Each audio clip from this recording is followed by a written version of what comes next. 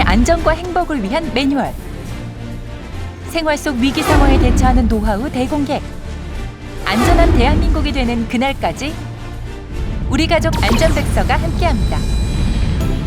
경기도 광명시에 사는 이 씨 부부는 지난 2014년 4월 5일 식목일에 맞춰 모처럼 나들이에 나섰는데요.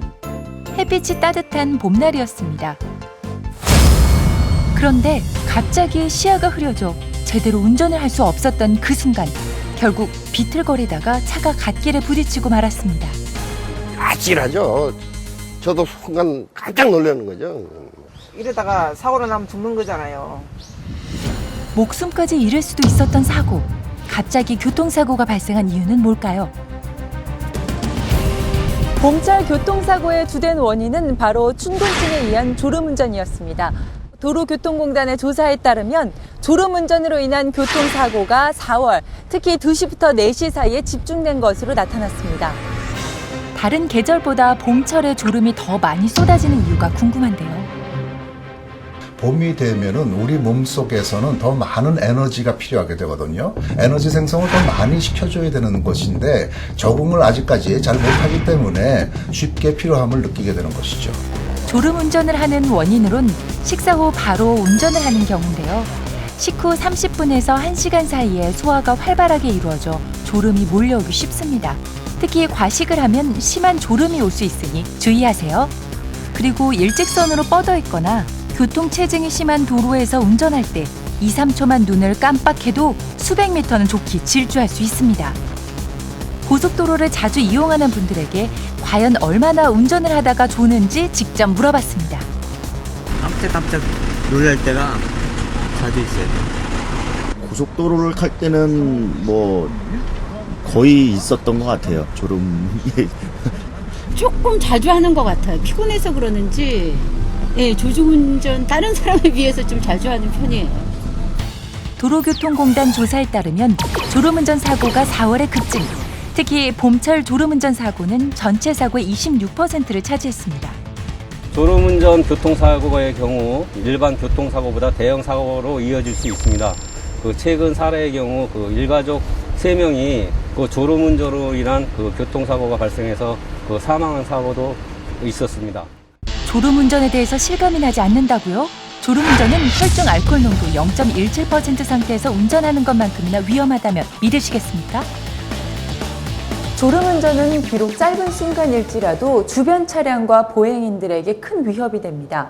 봄철 졸음운전을 많이 일으키는 원인에는 이 행동이 있습니다. 차에 타자마자 안전벨트를 하고 창문까지 닫은 상황.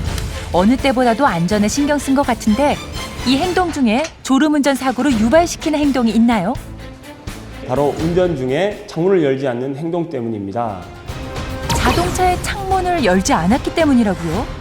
외부 공기가 차단된 차 실내에서 장시간 운전을 하게 되면 운전자의 날숨으로부터 이산화탄소가 발생하게 됩니다. 이산화탄소 농도가 일정 수준 이상 증가하게 되면 개인 차이가 있겠지만 집중력 저하, 졸음 등이 오게 됩니다. 교통안전공단의 도움을 받아 실제로 차 내부의 환기 상태에 따라서 이산화탄소 농도가 어떻게 달라지는지 가상의 운전 상태로 실험이 진행됐습니다. 실험 시작 전에 차 내부의 이산화탄소 농도는 614ppm으로 장시간 있어도 건강에 문제가 없는 수치가 나왔습니다. 첫 번째 실험은 차의 모든 창문을 열고 환기를 시키면서 1시간 동안 주행했을 때 이산화탄소 농도 변화를 알아보는 것이었는데요. 과연 이산화탄소 농도는 얼마나 달라졌을지 확인해봤습니다. 실험 전보다 오히려 조금 떨어진 상황, 큰 변화는 없었습니다. 그렇다면 환기를 전혀 시키지 않은 상태에서 1시간 동안 운전하면 어떤 변화가 있을지 지켜봤는데요. 운전이 약간 불안해 보이기도 했습니다. 실험 후 이산화탄소 농도는 6093ppm.